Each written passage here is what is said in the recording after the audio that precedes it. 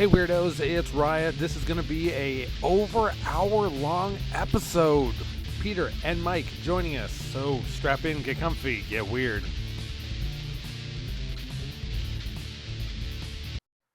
Peter, I can see you. And what are you wearing? Well, tonight is the 8th anniversary of the premiere of Personal Space Invader at Trash Palace in Toronto. So I just thought it was appropriate that I wear my Personal Space Invader shirt, my Personal Space Invader button, and my Personal Space Invader hat. If only we were there to personally invade your space, but that'll have to wait. It's good that you remind me of these things. I was actually seeing a post about that a week ago, and since then I've completely forgotten about that. Oh. So instead, frog aliens are attacking. But I appreciate you for all that you do, Peter, and all you reminding me of my own release dates. So hopefully I'll, by the end of the year, have Amityville Outhouse out.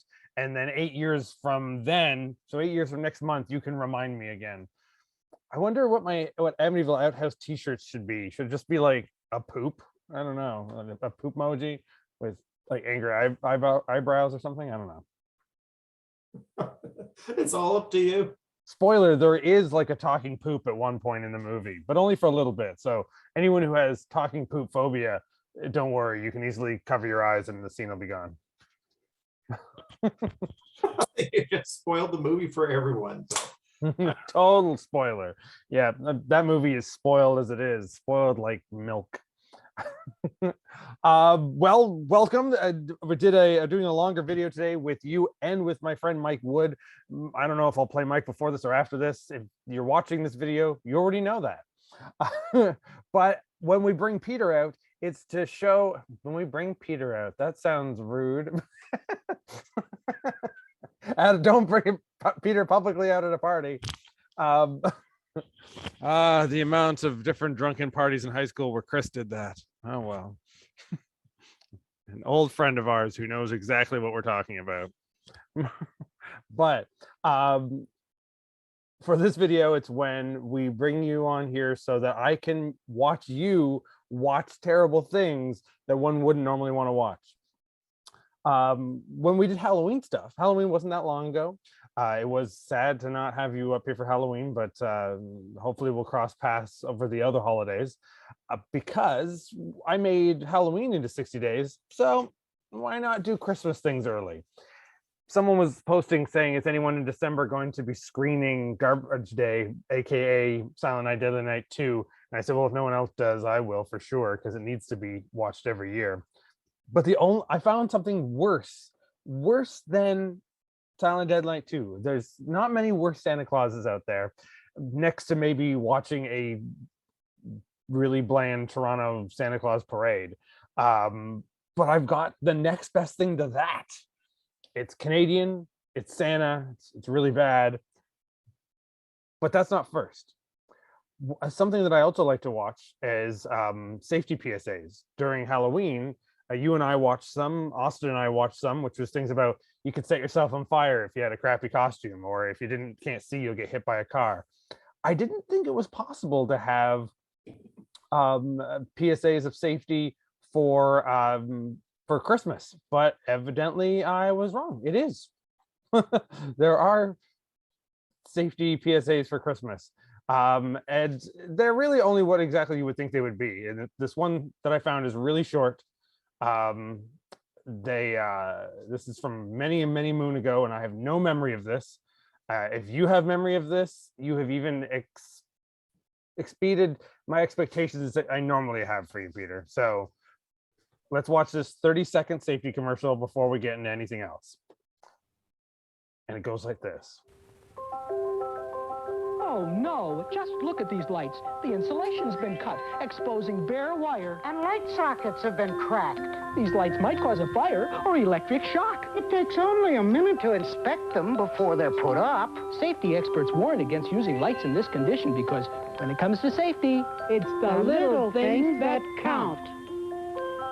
A holiday public service message on behalf of Underwriters Laboratories.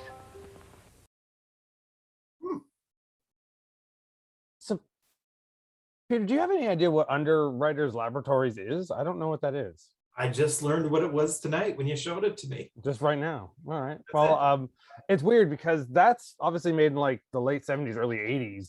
I mean, with Canadian television, it could have been the late 80s for all I know. But then I looked them up on YouTube and found that they make videos now that are still about Christmas safety things. There's videos that they do just for YouTube in the 21st century where guys who sort of look like Mr. Dress Up tell you how to make crafts for Christmas. But I don't think they're about Christmas. I think that just happened to be the links to rabbit hole that it sent me down. So I don't know, but evidently they don't want you to set fire to your house with crappy lights. You got to go and tweak all the lights and make sure they don't burn everything down, or accidentally set fire to a squirrel when it goes into your tree during Christmas and sets fire to the squirrel like Christmas Vacation. Well, that's really good.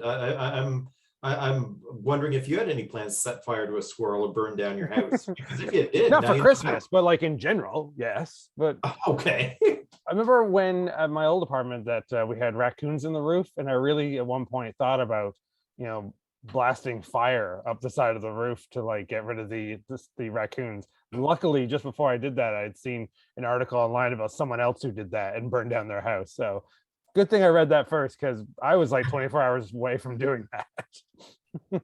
Literally like getting like hairspray and a lighter and just going up through the vents in the roof. But guess it's a good thing I didn't do that. Oh, fire bad. Fire bad. At one point I left like just a AA battery light that you like click and it would light up, and put it out there thinking that would prevent them from going up that part of the roof. And then it disappeared, and I looked up in that side of the roof and saw the raccoons had grabbed it and took it with them. So like they were that destructive.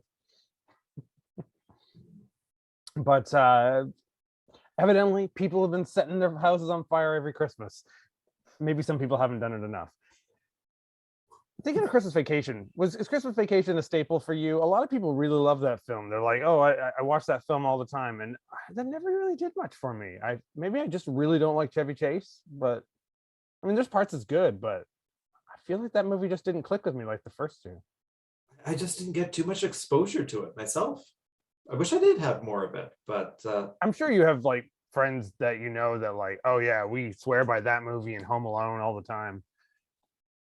Someone just posted a review, a link to a movie that's an all dog version of Home Alone that's called Bone Alone, and everyone's comments was exactly what I was about to make a comment on, going, wait, isn't that a porn title? Like 5 different people had already posted that before me. So I'm like, well, evidently everybody thinks that. It's just about a little Boston Terrier that is left home alone and has to guard his house from burglars. oh, okay. I don't know if I'll be watching that movie. Maybe I will. I don't know. I'll probably also be watching C.I. Ape, the secret agent monkey movie that's just come out. After years of watching 70s secret agent monkey movies, it's time for those films to make a comeback. So C.I. Ape should be available for streaming this month. I think we should all watch it and review it. That sounds fantastic. Great way to celebrate the season. Yeah, well, that's for celebrating Thanksgiving, because I'm thankful for American Thanksgiving anyway. I'm thankful for the CIA, or the CIA apes. It's an all human cast, but it has their number one CIA agent is a chimpanzee. He has a tuxedo and a backpack. So that's all I know yet, but I'll get back to you when I watch the film with a full review. All right, so this is what we're here for. We're here to watch something Canadian that involves Santa. That's terrible. I've only taken from the internet 6 minutes of it, so that's all we have to watch. You probably won't even finish that whole beer before we've done it, but you might need to get through it. Depends how you see it. This is from YTV. This is the Call-In Santa show that happens every year on YTV. Do they still do it? I don't know if they still do it. Yeah, but this is from back from like at least 15 years ago. So you may recognize that Santa because he seemed familiar to me. He's the most like I'm just going with it Santa ever. He just seems like a stoner old man who's just like, I just want to tell you that kids, for Christmas You should all just vote for the NDP. That's just what this guy feels like. But we're going to dive right in. We're going to see just how bad this is. Youth television out of Canada, Ontario, every Christmas would have the Canadian TV Santa special where parents would obviously mail in their phone number and then Santa would just call them and pretend he was real. And it would be live on TV and would have really weird, ugly puppets too. Faster. Who's our next call? Okay. Our next caller is Samantha from Verdun, province of Quebec. Oh, right. Oh, they even Hello? out of Quebec. Hello? Samantha, Yeah. this is Santa Claus calling. Merry Christmas. Merry Christmas to you too. How are things in Verdun? Is there lots of snow on the ground? Yeah. Yeah. All the kids are You so been up with your sedated sleigh sounding at all? because they're like either like, what the Yeah, where'd fuck you is go? going on? Why? Who are you kidding? Newland Hill. Or is they're that like, good? oh, I get it. It's on the TV show. Long? I better go with it. Yeah. But I'm 4 and I'm not a very good Yeah, actor. So You're 7 this year, aren't you? oh, 7. Yeah. Samantha's 7. Yeah. How's school? Good. Good. You like it? Yeah. What do you like best? Art. Art. You're good at drawing, are you? Yeah. Yeah. Did you make some decorations? Yeah. What'd you make? Rudolph. Yeah. Why the 5th degree Santa? Why is Santa gotta know all And this where'd stuff? you put them? Santa getting around to the fact to try to figure out if Samantha's been bad so he doesn't have to make give a her nice toys. bright house from the outdoors. What was it you wanted What's for that Christmas? creepy puppet in the doorway? The Easy Bake Oven. Yes. Oh, very popular. Oh, this is back when the Easy Bake The Oven dog was very maker popular. So this and has The to be. dog? art things. Oh, well, some surprises too, eh? Yeah. Ah. Well, we'll see what we can do about that on Christmas Santa Eve. Claus. Yes? Sarah said the reindeers are gone. Oh, did she really? Well, And I don't. not- Well, I haven't heard about that. I mean, Oh, me neither. No. Oh, well, I don't know about that, Samantha. I'll have to ask the elves here. I never and heard. my grandma broke the bulb last year. Uh-oh. well, Oh, well, Grandma, that's seems like too bad. someone's a It looks squealer. like Samantha's got a lot of tales to tell here. Samantha's just ratting out everybody to Santa on TV. She's just causing gossip and having Santa call her. So she's like, I'm going to talk shit about my grandma. And I'm not alone on this, right? That puppet's creepy as hell. Oh yeah. Yeah. Why is it so wrinkly? I mean, he's Nigel the elf. Find Sarah and Rooney and straighten this out. Are you going to tell them that Samantha spoke to me?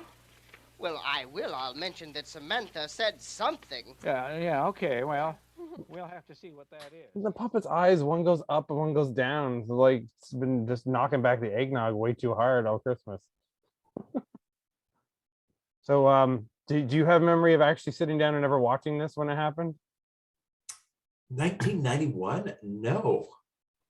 Oh Well, my- not that specific one, but I mean, like in general, when YTV did it, because they did it for years. Yeah, I didn't even know that YTV did anything like this. This is just kind of opening my mind to early 90s YTV right here. Yeah, I mean, this being 1991, I wouldn't even be in Canada yet to the next year. But Downstairs. Yeah. And did you help put the decorations on? what are these kids saying? Yeah, you didn't. Yeah. Oh, well, good for you. I yeah, just called no, to find yeah. out what you wanted for Christmas. I have a Like, list. why is this creepy old man on TV talking to me? Uh-huh, Batman? The Batman figure. Uh-huh. A Batman figure. In 1991, did you get a Batman figure for Christmas, Peter? No, I didn't. I was actually out of the action figures by that point. So old. Uh, Sarah there? Yeah. Could I speak to her? Yeah. I'm so immature that I bought an action figure today. I went and bought Frogman from Marvel Comics. That's why I had the other frog toys around, because I was being really dorky and taking pictures with it. So I won't get this for Christmas. I already have it. Thank you. What was it you wanted for Christmas, Sarah? I think you should be doing a call-in show for all of your Is that what riot you said? eaters, so they can actually Yeah. get in Well, touch with you via we'll see internet and see what kind of music should be involved. Oh, Yeah, the let's figure out a way reindeer, to do that. I they're mean, they all could do ready it through to go as Facebook. far If as I Facebook know. people, they could like ring So me and I'll I can have to answer. check Bye, that out. Santa. Bye-bye. Bye. This kid's like, I'm done with this shit. Bye, Santa. I'm just saying goodbye to you. Northwest Territories. Hello, Megan. Hello. We're back. I wonder if in 1991 if they had a phone hookup like that still. It's like, no, 1991 would have already been digital phone lines by that point anyway. But she's doing like the Lily Tomlin one ringy dingy type thing. How do you like it? Yeah, it's kind of what we're used to. We were used to seeing on the cartoons back in those days. Yeah. Aren't you a skedealer? I'm sure it was all, or a skier or really big Commodore 64 at that point, that control of thing. So Megan's from Hay River, Northwest Territories. I didn't think YTV got all over the place there, but I guess it does. Yeah, in Hay By River. the mid-90s, I think it was supposed to have been Canada's biggest cable channel. So I wouldn't be surprised. I wonder if there is like specifically like a BC YTV now, or a like a Quebecois YTV that's has more French programming or stuff like that. But because if that was their only choice, I mean, everyone was watching Sailor Moon in 1995 at the same time as Rob was. We'll be watching for you on television one of these days. Yeah. Well, how's school going? Pretty good. Pretty good. So, but you're out of school now? Yep. Yeah. What was it you wanted for Christmas? I'd like Double checking his another notes. Hubbard parka, Oh, yeah. You need that up there. a CD player, Uh-huh. a Randy Travis CD. A Randy Oh, Travis you're CD? a Randy Travis fan. Because they're from Northwest Territories. They don't, And that's about it. Well, that's not bad at all. I understand you're going to Yellowknife for some skating lessons during the holidays? Yep. Good luck. Have a good time. Yep. And a very Merry Yep. Christmas to you. You Whatever, too. Graham. Bye-bye, Whatever, old Megan. man. Christmas. Bye. Hay Figure skating. River, North. Ah. Well, I think we should. During around that time, around 1991 till about 1994, my grandfather was the Santa and a mall. Oh, I have to stop the story just for this puppet. Everything is fine. The reindeer are fine, and they're here having a wonderful time. Aren't you, reindeer? A moo! Like spitting image. The reindeer. Someone cut this video footage. They didn't like it. That was all they wanted of it. Yeah. Yeah, I think that was supposed to be Mrs. Claus, but Mrs. Claus had like a weird accent. Puppets need to have accents, don't they? Oh, could you imagine sitting through that? Even if you were 7 and you were like waiting, oh, I hope he calls. You waited through that whole damn thing. That show was probably like 2 hours long, and then at the end of it, Santa didn't call you.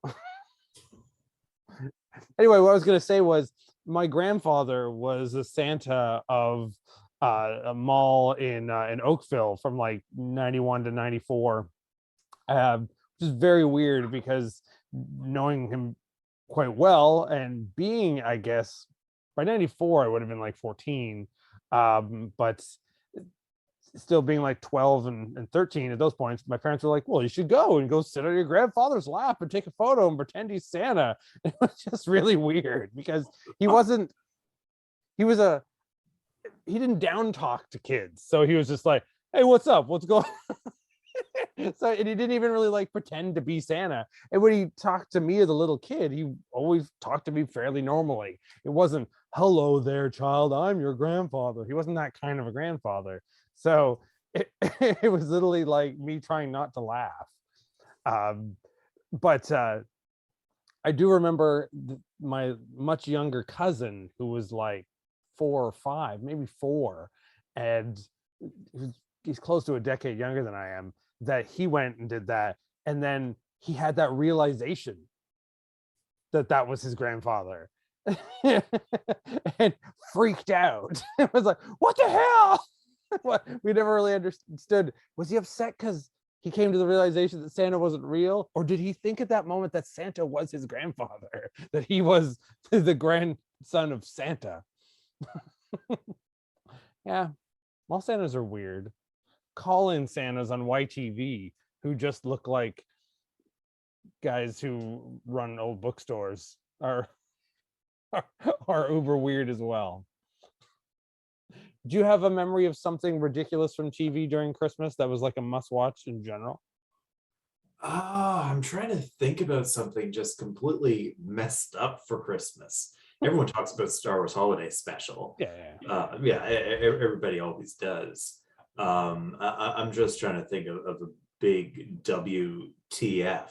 So at least you get B. Arthur singing in that one, in the Star Wars Christmas special. Well, yeah. Like in the cantina, that's big stuff. I don't know how many times you've seen that scene. I've seen that scene more than I've seen the whole movie. No special. surprises. Yeah. No surprises right there. When you said a WTF moment, I thought you were going to say a Christmas WWF moment. I was like, oh, what's your favorite Christmas WWF moment? Santa Claus or something like that. Well, and then living in Toronto, we have a crazy person who's been known for like 20 years who's called Xanta, he's not so built anymore because he's getting older, but he was like a shirtless guy who was fairly built and schizophrenic who wore a Santa hat, and he would run up to people and go, I'm Xanta, I'll do push-ups. And you do push-ups in the middle of the sidewalk for people. And then someone made like a documentary about him and made a comic book about him. And so then he started going up to people saying, now more haggard and more mentally ill, demanding that they respect him because he had a documentary about him. So he's famous. And then people started banning Xanta from appearing at people's houses. But that Xanta was not the same Xanta from WWE, because wasn't that Balls Mahoney? No, that's a good question. I feel like I could be wrong about that. Write in the comments, wrestling fans. I feel like the WWF Xanta was Balls Mahoney before he was Balls Mahoney. Like he attempted to like be a real wrestler and didn't get any respect or real gimmicks, and then ended up in ECW. Same as the Portuguese Man War. Aldo Montoya? Yeah, but you know your wrestling logic to who he became in ECW. Who was that? He was Justin Incredible. Oh. Or Justin Incredible. Yeah, so there was a lot of has-beens in there that we didn't think were has-beens. Hang on a second. I just remembered something of that. Where did that magazine go that I just got? Someone gave me a WWF magazine.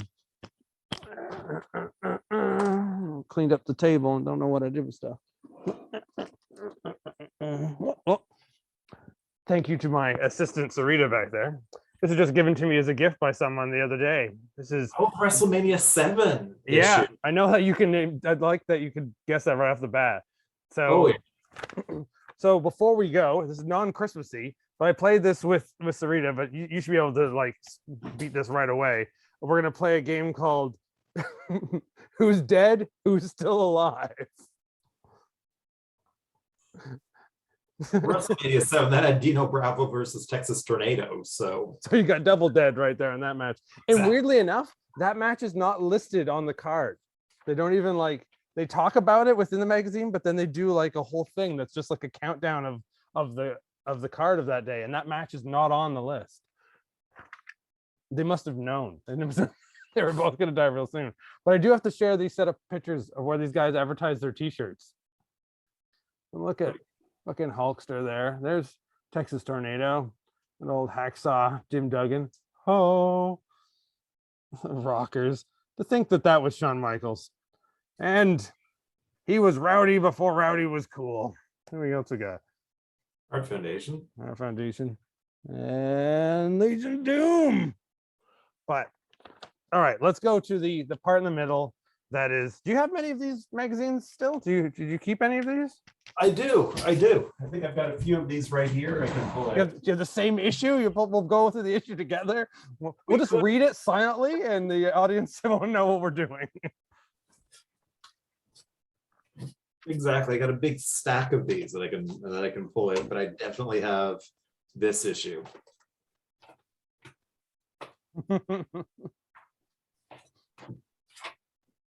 The only other issue I have has Mr. Perfect on the cover from around the same Riot's year. Read Along. There we go. Riot's Read Along. Yes. Okay, so the centerpiece has the main event for WrestleMania 7 with Hogan versus Slaughter. Hogan versus Slaughter. So we won't even quiz this one. Both alive. These guys are both quite alive. Sometimes I think people would be shocked by that to hear that about Sergeant Slaughter, but if you're a wrestling fan, you know he's always making appearances. So then let's go to the second page after this. This page right here, we have Ultimate Warrior, Macho Man, and in Macho Man's corner, dressed up like a cat for some reason, is Sherry Martel, Crazy Scary Sherry. So who's alive and who's dead. That's a 4 out of 4 dead. Yeah, and if we add in the person sneaking up on the other page, Jim the Anvil Neidhart, yeah, 4 out of 4 dead. But then we get one living person. There's Bret Hart. He's alive.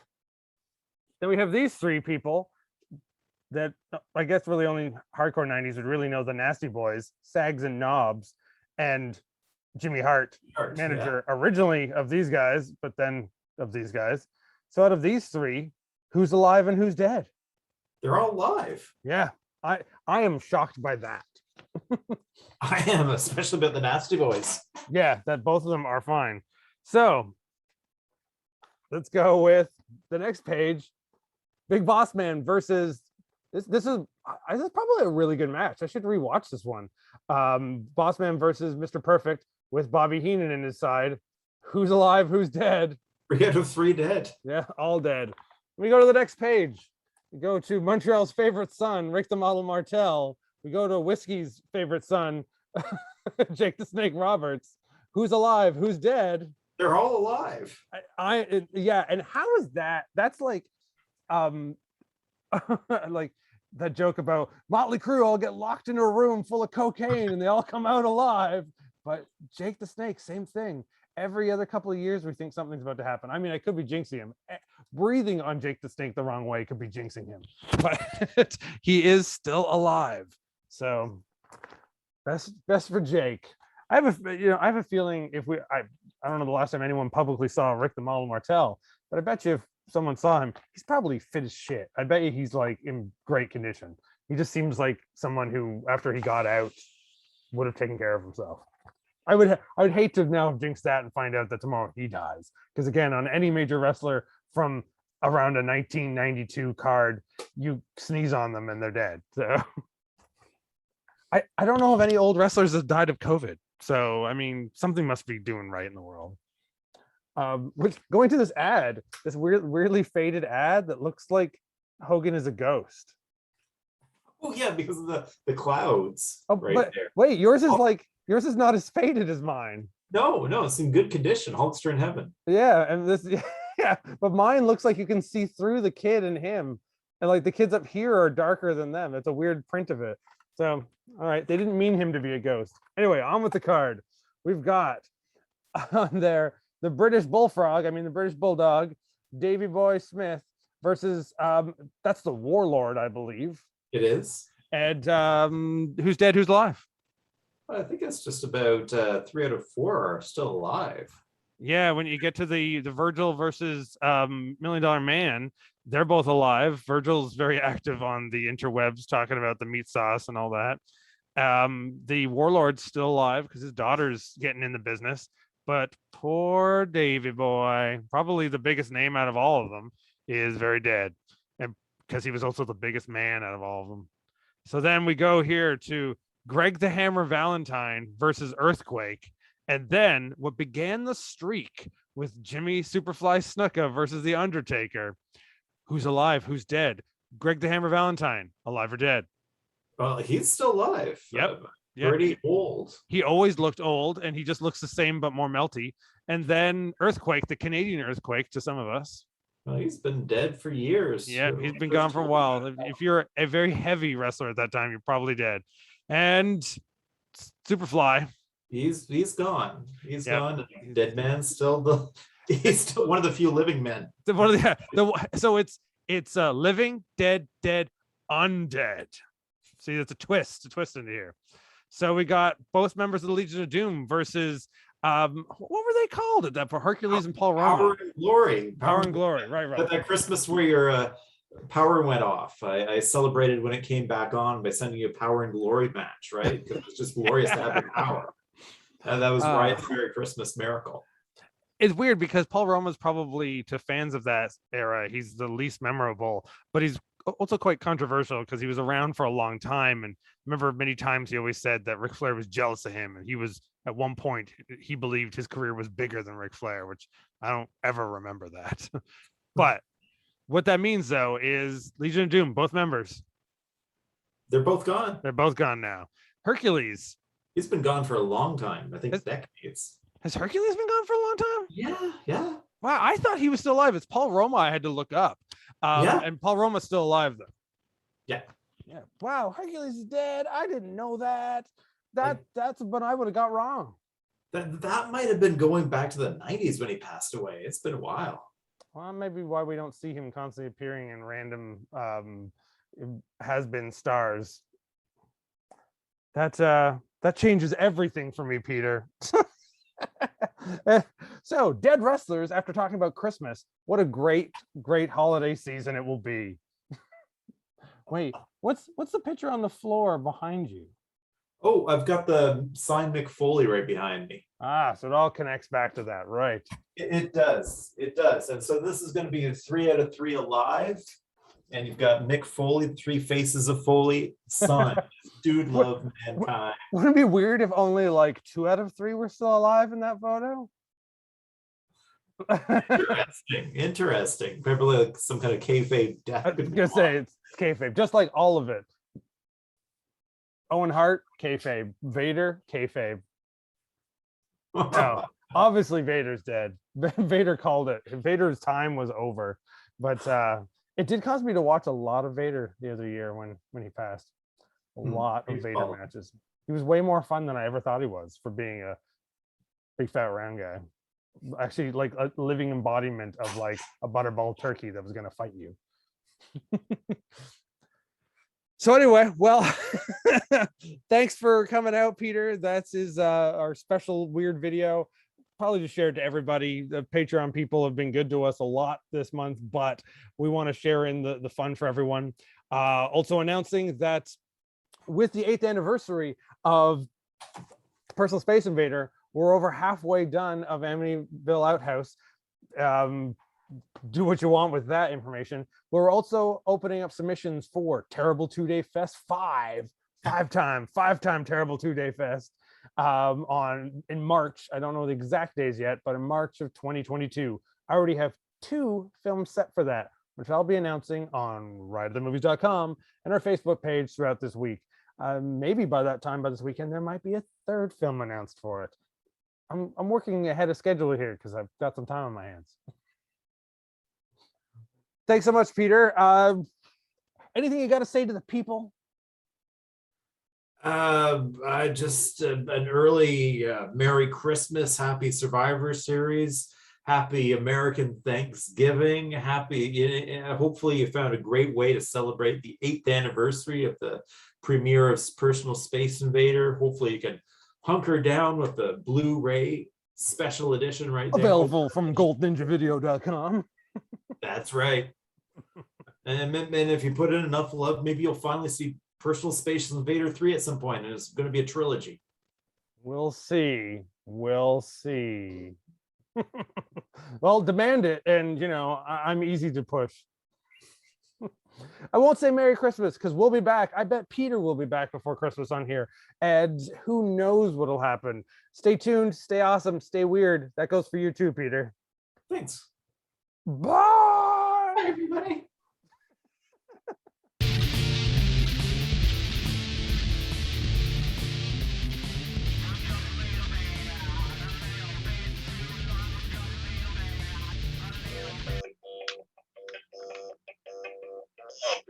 It'd be funny if I don't say a thing. Like you invite me on Zoom and all I do is play with this this stupid thing for like an hour. It was about to play I'm Sexy and I Know It by LMFAO for a minute there, it sounded like. Oh, she does not like that. Okay, she's gone. I was about to tilt the laptop to show you. Loki was in my my dog, for anyone who doesn't know, was in my lap right before the Zoom call started. And the second I hit this thing, she like, it was like a stage of like getting out of lap, like backing up, almost like animation cells when someone's just like boom, boom, boom, boom, boom, boom. And like backing up towards the door as it made more and more noise. And then she's gone. Besides that, they did not like it. She did not. Whoa, hey. Oh, the Red Velvet Cupcake. I think people didn't finish it because I saw the bottle there last night. Yeah. No one wanted to touch it, and I didn't even put it away. Surprise, shrug. No, that was really fun. That was a cool gift for that thing because everyone could share it. So what we're talking about, Mike and I are talking about last week, the return to terrible film day, no longer Tuesdays, whenever just the hell we want it. Had kind of a big bash, bunch of flashbacks, and then we did a little game that I stole, obviously, from Taskmaster. For anyone who's ever watched that, I told people to bring in their best terrible thing. So it had to be terrible, but the winner of it had to have the best terrible thing. And if you weren't the best, you ran the risk of losing your terrible thing. So you had to decide, was it something you wanted to keep that best, or was it something that you thought was so best that you definitely win? It's really up for interpretation by me. So it's a dangerous game, but mainly dangerous because Mike won because his was the most annoying terrible thing, yet a cool terrible thing at the same time. Somebody brought this bottle of Bailey's Red Velvet Cupcake. We took a shot of it. It looked like Pepto-Bismol. It tasted like... Someone said what they... It tasted like rotten Pepto-Bismol. Yeah, it's a cinnamon bun and Pepto-Bismol. But you've just lost your Bailey sponsorship right now. Yeah. Oh well. I'm sorry. No sponsorship from Bailey. But it's Red Velvet Cupcake, so maybe some other Red Velvet independent cupcake maker will sponsor me. Maybe better Red Velvet cupcakes. But we'll put back on the thing that made you win, Mike. Okay, so I found this at Valley Village earlier that day. It's a head-mounted version of Simon. Like Geordie LaForge is Simon. Yeah. So you gotta then move your hand in front of your eyes to like remember. And then you basically do this.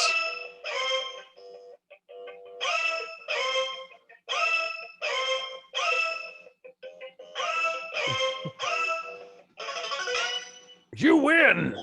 The winner is you. But because of that, you got all the other terrible prizes. You know what's funny is I've tried this several times since your event, and I don't know how to have it go more than 3 rounds. It's like that's it. It's like you do 1 match, then 2, then 3, and then it makes a celebration noise. And then if you sit there and do nothing like I did now, it deactivates. But if you hit the start button again, it just does the same thing again, a series of like 1, then 2, then 3. So this product is designed for people who can at least count to 3, which is me. And have a very short attention span. Also me. So suiting. So that works.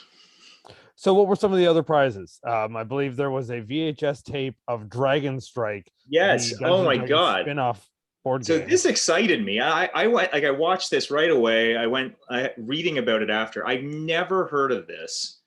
And it's from TSR. This is like a D&D, in-universe product. And this came out in, if I recall, yes, 93, during like the VHS board game craze. Mm-hmm. And just because Nightmare was selling so well, I guess TSR decided to make their own.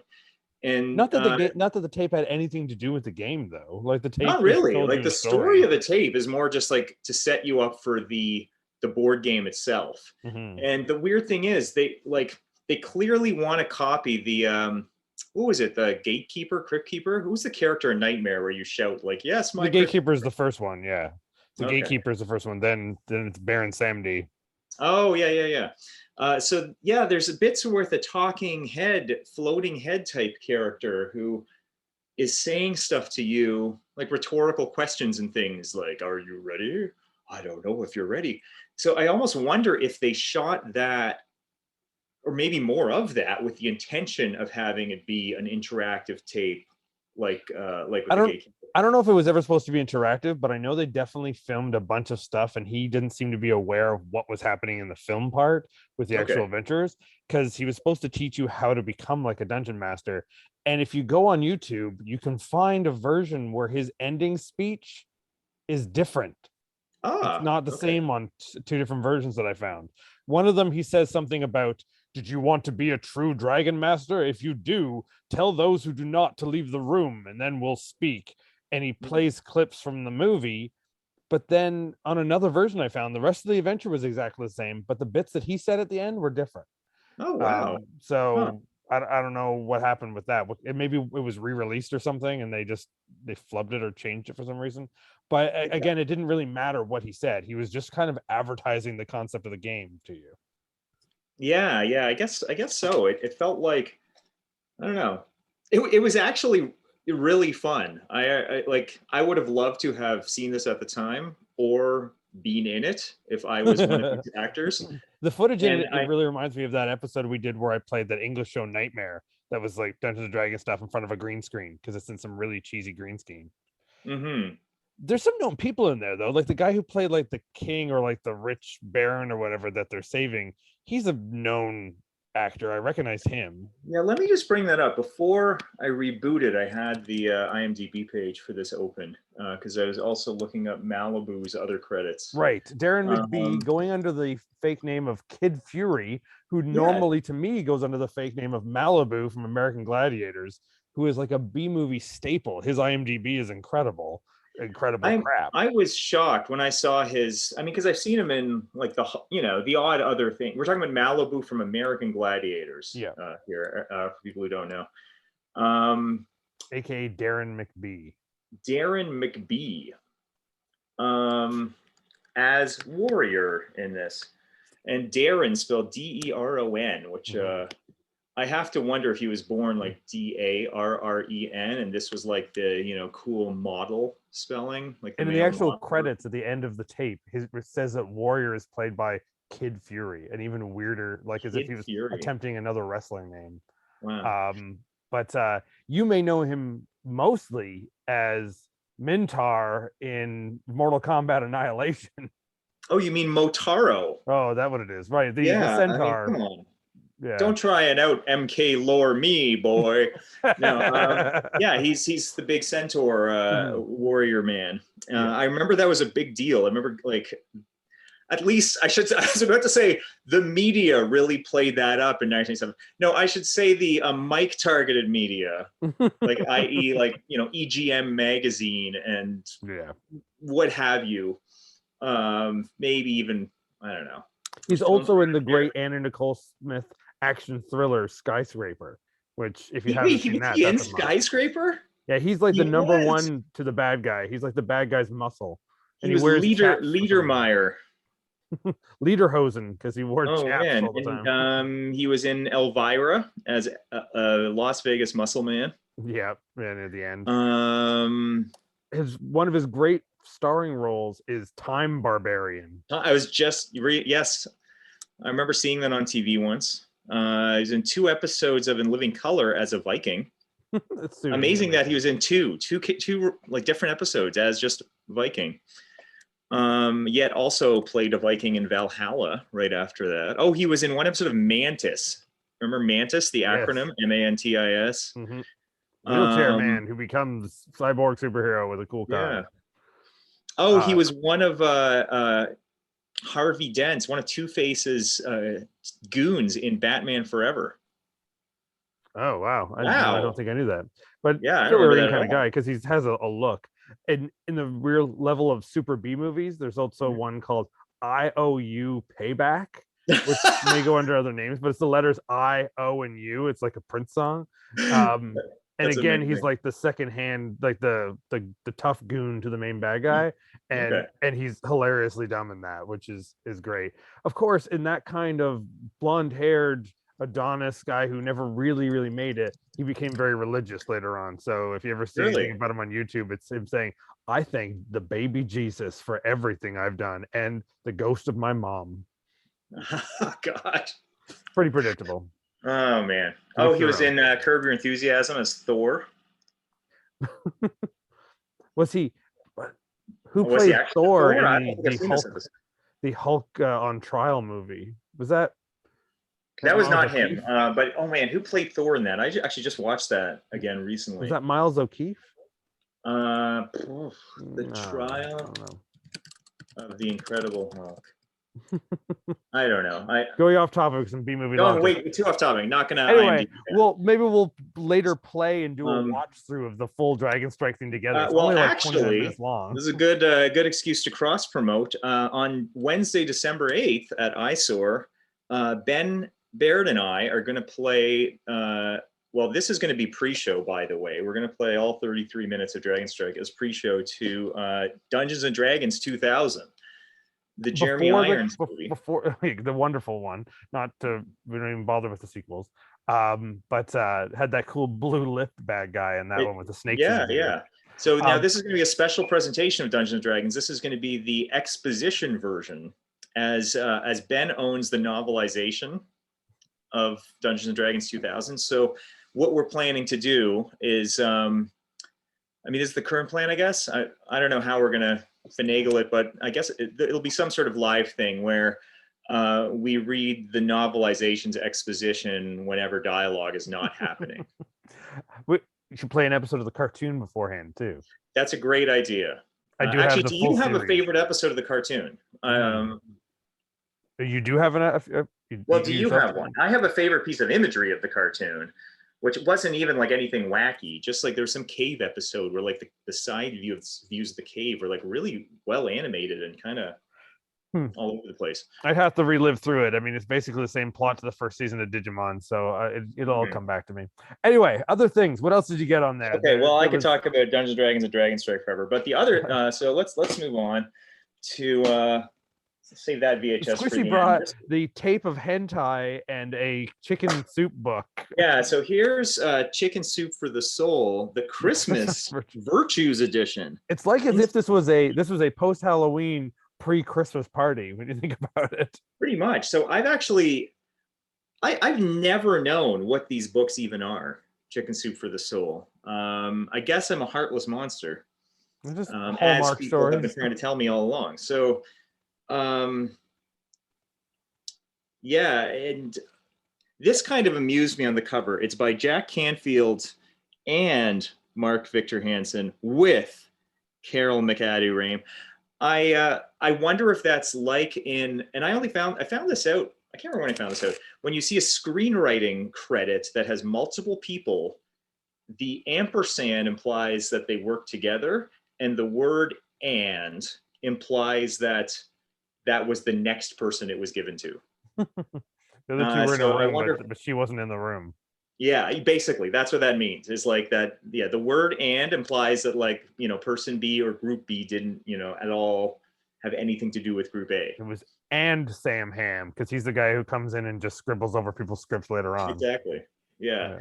So I'm gonna open this to a random page. I was looking through it. I actually, even just my brief glances, I couldn't tell if this is supposed to be religious or not, or just. No, but it's extremely pure Americana. So it's O Network, Hallmark Network stuff. It's the kind of thing that stories in it have been made into movies that were sponsored by churches. So Kevin Sorbo and Dean Cain would be in these movies. Are they actually in a Christmas movie together? Because I would watch that. Yeah, I don't know if they're in one together. There's a new great Christmas movie that has, I believe, that has Dolph Lundgren coming out. It's made by those kind of people. So I'm curious. I'd love to. This looks so boring. I can't even read this. No, then just show the hentai tape she also brought with that. Yeah, maybe we could do an event where I play the hentai tape here and read this. Or just completely cut out the hentai audio and it's just you reading Chicken Soup for the Soul. That would be that could really mess with people. Yeah, I even kind of wanted. Oh, well, here's a surprise. There's someone used as a bookmark a really, you can't quite tell, a pink Post-it with a star on it. That's fine. That's not me mocking the color pink. I have many pink things myself. It just fits along with the Red Velvet Cupcake. Just a bonus thing. It's almost like when you find a receipt in an old DVD or something. So yeah, I don't know what to say with that. It was terrible, therefore, equal to be relevant in the prize. Yeah. I mean, which is exactly the sort of gifts for these things, terrible, terrible things that someone might still really want. Yeah. Those books were super sellers. There are people around the world who love those things. They also like Travis Tritt albums, so whatever. Yeah. So this was I thought this was really sweet. This is kind of symbolic. I mean, it's funny how if you just see the picture of like, oh, here's all the worst gift game things, that really actually looks like a pretty shitty gift if someone were to give their last 2 cigarettes. Oh, that was the winner. That's why it was best that Dave said that at the end, that he was quitting smoking. He was giving his last 2 cigarettes, which then led to a photo of you wearing that head thing, having both cigarettes in your mouth, and with your spotty beard that comes in there, you just look like a Neo Tokyo weird cyberpunk villain from an anime. Pretty much. Yeah, I kind of I broke one a little bit when I was filming it. The video I uploaded was like take 4 or 5 of me trying to sync all those things. Well, we're not going to teach you how to smoke. We don't need to do that. Yeah, and even just having those in my mouth was disgusting. So even in that, I'm super proud of Dave for quitting smoking. I'm super happy for, definitely, like, genuine applause, and always thrilled and happy to hear about anyone kicking a vice like that. One of the things I know you don't have there still is one of the things you don't have there still is Christina brought in out of date salad.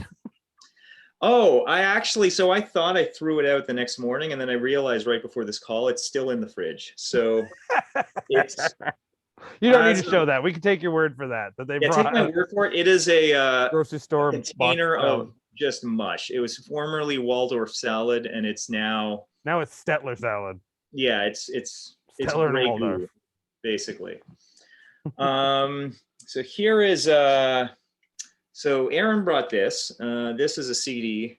It's super fucking weird. I hope you listen to that at some point. By a band called Jer Bear, and it's the CD's called The Journey for the Giant Jelly Bean, and it's a concept album about. It's like some Kids of Whitney High type thing.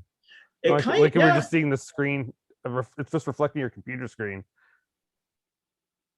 Oh, there we go. Yeah. Oh, blinded.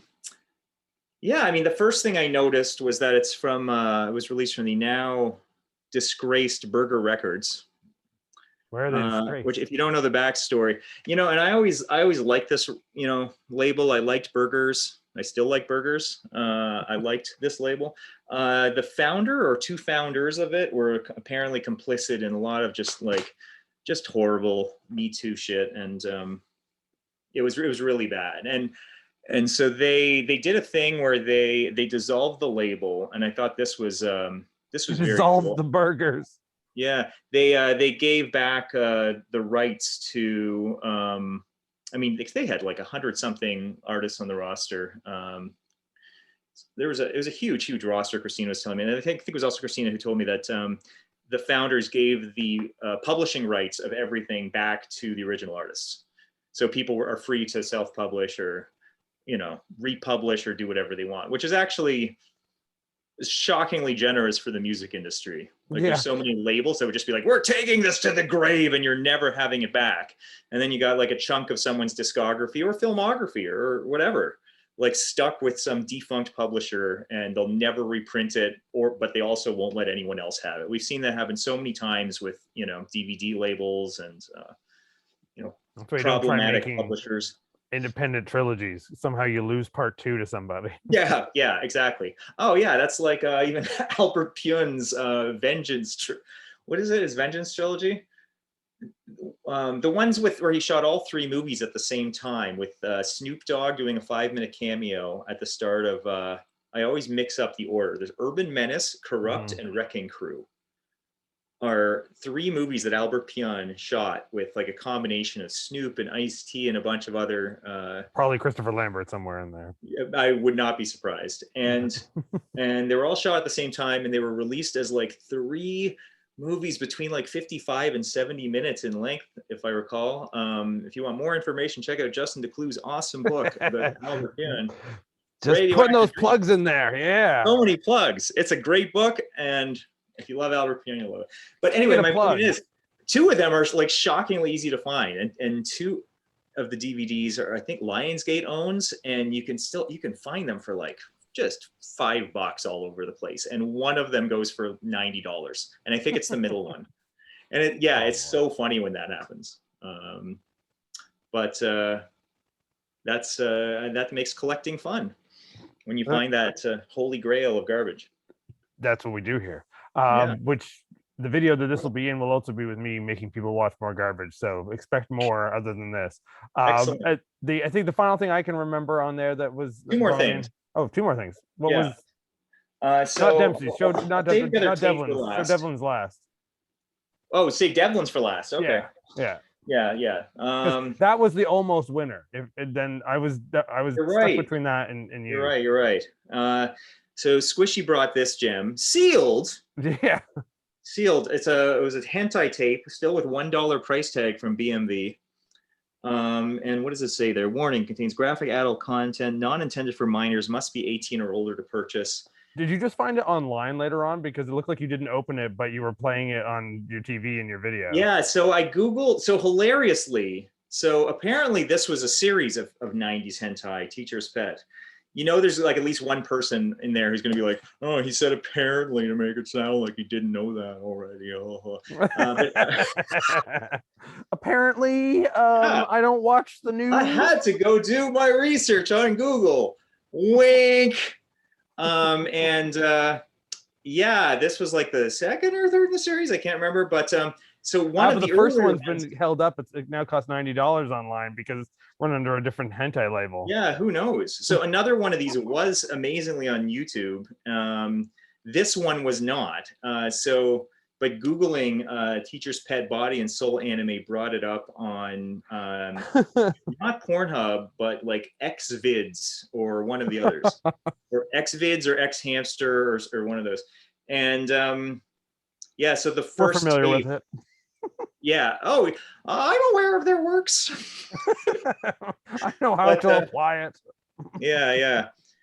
So I'm such a fan of like that era of anime where even if it wasn't hentai or something, like just anything at all would have like the not for kids like stuff all over it. Because Blockbuster, I remember having friends who worked at Blockbusters in like the late 90s and would have, some kids rented this thing and there's like a, maybe one head explosion and their parents got furious. And it's like, well, that's stuff like that already existed. And it's just less so in, heavy metal era, adult animation or something. I can remember going to Jumbo Video though in back in the day, and if it wasn't Macross and it wasn't like Project A, which is cheeky, I remember. But other than that, everything which I thought would be some sort of an action thing just ended up being some sort of like a tentacle penis goes in their butt and out their mouth thing. And I was like, man, this is all they've got. And I would like keep going back. And it seemed like I was addicted to it. So I was determined to feel that they couldn't all be that, but they were. That's what back when it was called animation. Yeah, I thought like 80% of it was like tentacle porn. Because there was one place at Young and Egg, like because I grew up near Young and Eglinton, and the Blockbuster at Young and Egg had like 8 anime titles, and it was all, like you said, like really mainstream stuff, which I may have owned already, like Akira and some Macross and whatnot. There used to be a little local comic shop called Crazy Carlos just south of Young and Egg, and anyone who grew up around there in the 90s probably knows this place. And he had a selection that I think was just his personal collection of anime for rent, and it was maybe like 30 or 40 tapes, and he put them in like just crappy, just generic black clamshells, I think with just the front cover. So you had no idea what the genre of anything was. You'd rent it just based on the front cover, which is, like one would with so many VHSs of any genre. And so, like 4 out of 5 times I'd take it home and think it would be, this looks like some sci-fi comedy. Oh, hey, there's more tentacles and porn again. And I just figured, well, that's it. That's anime, I guess. And X-ray sex scenes where for some reason that it was showing them in 3D. Anyway, speaking of penises, that brings us to if I had a nickel for every time I've seen you use that as a segue. So this almost won, which I forgot. So I guess Devlin brought this. It's the Working Girls Doodle book. Right. With 40 different men. And when you look on the back of it, it feels like it's 40 men who are all around 40. Yes, exactly. Yeah. And I like that is totally the doctor from Scrubs, that the And then centerfold. The centerfold guy, that's what's his name from Zombie 5? The Killing Birds guy. No, Or just before for the After Death movie. In After Death, there's a gay porn star who stars in that movie, and if you Google him, he's got a funny name too, but he's also like in all those weird mixtapes because he made an instructional tape about how to use a penis pump, and like all the guys who make mixtapes use clips of it because it's him standing there pumping it. He goes, "When you pump it, you got to put your cock in it, and then you pump your cock," and he emphasizes everything like that. And then the only movie he did was Zombie 5 After Death. Wow. I never knew that. But he has this at the beginning of it, he's posed like that centerfold, and it zooms down his body, and he's blocking his junk with the penis pump that he's selling. But he also then made a martial arts tape, which was him wearing baggy pants and no underwear, practicing martial arts, so you could see his donger flicking around in his pants. What the hell's that guy's name? I don't want to Google him because if I Google him, I'm going to find the wrong thing. You Google it. Like come on. He's such a VHS like collector's thing because all these people who make like VHS mixtapes, they just randomly throw him in there. I know. There's one safe way to find out who he is. Zombie 5. Then I was at the right like gay porn. God damn it. Oh man, the amount of things that come up when you type that. Oh. You know, if you just look up Zombie 5 on IMDb, there can't be that big a cast list. Yeah, my thought to that was, it's so funny. I put Jack at the beginning because I think his name starts with a Jack, but then it comes up with a whole Jack Zombie series, something else. I'm like, what's going on here? But it's not Jeff. It's Jeff Stryker. That's his name because he sounds like a fucking Street Fighter character. Jeff Stryker. Stryker. I like that. This I'm shocked. This is from 1989. This seems like the sort of thing that would be vintage. Like a 2000s-y. Show everybody October. Was it you? No, I think it was my friend Duncan who said that should be a tattoo that he wants to get. There's the Dracula one. I'm just looking through again now. I just thought it was a calendar. I'm like, no, there's 40 men in there. It's not a calendar. Dinner is served. Secret age. Oh yeah, the Count. So yeah, it's just men with their penises gone, and you get to draw their penises in. So Duncan was like, "Oh man, I'm gonna get that as a tattoo, and then whenever I get bored, I'm just gonna ballpoint pen a different penis in, and after I take a shower, I can always draw a different one in the next day." I kind of wish it were funnier. Like the Count is one of the only like sort of wacky ones in here. Yeah. Oh well. Bizarre though. That's so the It Store from the early 90s type of mentality. Oh my God, so very. Yeah. God. You know, I was about to ask myself, what happened to the It Store? And then of course I know what happened is the novelty gift business is not so sustainable. Well, Spencer's are all back, and Spencer's just look like t-shirts and anime stuff up front, but in the back of the Spencer's, they're all exactly like they always were. Fucking bongs, shot glasses, black light tubes, and random bags of fart spells. Okay.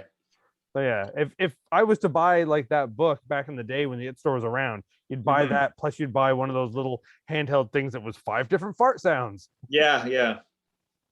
Quality humor. So yeah, that's the best terrible gifts game.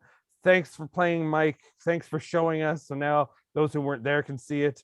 And thank you for hosting. That was great. That whole event was super fun. That was trash cinema and trash together personified. Around Christmas in December, I'll do another one, and I think it'll be the most inappropriate actual Christmas items. Okay. So if someone can like find a weird, dirty tree ornament or a Santa that's taking a poop or, that kind of thing. What if I recycle each of these into a Christmas version? I combine them all somehow. I don't know. I re-script my own like Christmas version of Teacher's Pet Body and Soul. I don't know. You change into Santa's Pet. Yeah, that could work. But that exists already. Like, anything that someone could joke about in terms of. I mean, the chicken soup for the soul is a Christmas thing. The Red Velvet Cake Bailey's looks like it's Christmas, but that will not survive till that point. So and it was the weirdest one was Sanjay brought two big cookies from Kiki's Cookies. And I he didn't stay for when the draw happened, so I don't know if he just gave them to me. They tasted amazing, by the way. They were both incredible, but Kayla Ford, the premier of Ontario's daughter, who ran a cookie company, who says random anti-vaxxing things online all the time. And when people said originally she made it Key Cookies, and cookies is spelled with a K, and all the K's were big capital letters, and someone was like, "What are you doing?" She's like, "I don't get it. Why?" And so she changed like the bags and the front, so the cookies was with a C, but the she made so many stickers of it. Those cookies that we got, the sticker on the little wrapper still had the old version of it on. Oh, the KKK sticker? Yeah. Oh man, wow. So they're racist anti-vaxxer cookies that shockingly tasted amazing. Wow, that's the only piece of good news I've ever heard about that family was the deliciousness of that baked good. Yeah, I mean, they were like sugar cocaine, so like if you ate two of them, you'd probably die. I'm glad that I took a bite out of one, and Sarita had the rest of it, and then the second one I ate by myself and was like, this is insane. So you know, if you did two of them in one day, you'd immediately weigh 3,000 pounds and just die. Which explains her father, but doesn't explain her. So she mustn't eat her own cookies. Hey, do you remember when Rob Ford died, her uncle, how he had to be cremated in a place that cremates racehorses? Do you remember that? It was in the Star at the time. I didn't know. That's man, it was great. Yeah, so he was too morbidly obese to fit into any like standard cremation oven because his BMI was so huge, and that apparently like the fat would burn so much as to actually destroy any oven and chimney that he was being cremated in. So they had to truck him to, I think it was like, if not Thunder Bay, it was North Bay. Thunder Bay would be so far to do that. There's like one facility that will cremate deceased racehorses and can hold up to like, you know, or anything alive up to like 2 tons or something. It's a massive, and they had a picture of it in the Star, and it was this like industrial size thing. It was pretty history funny. had Winston Churchill, but we had Rob Ford. Yeah. Oh man, wow. Oh, well, on that note, thanks for coming on the video. Wow, Mike sure made it awkward at the end, laughing about the death of a piece of shit like Rob Ford. Anyway, before it gets too political, right? We'll just sign off and go to the rest of the video. We'll see you on American Thanksgiving, then on again in December for Dungeons and Dragons. Yeah. And I'll announce in the rest of this video some things I'm doing in December, but that just means you'll have to tune in and watch the video, Mike. And we shall. Bye. Have a great night.